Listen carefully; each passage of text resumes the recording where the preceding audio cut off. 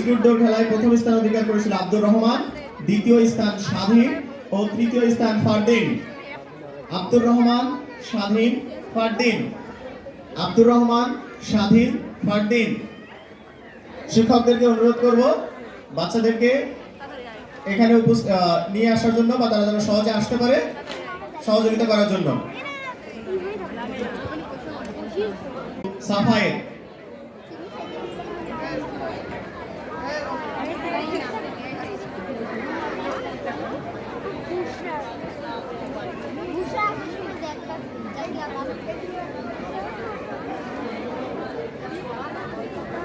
এরপরে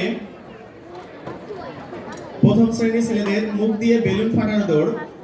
মুখ দিয়ে বেলুন ফাটানো দৌড়ে প্রথম স্থান অধিকার করেছিল তামিম, দ্বিতীয় নীরব মোল্লা, তৃতীয় আলিফ হোসেন নীরব। তামিম, নীরব মোল্লা, তৃতীয় তাবাসসুম, নুসাইবা ফাতেমা তাবাসসুম।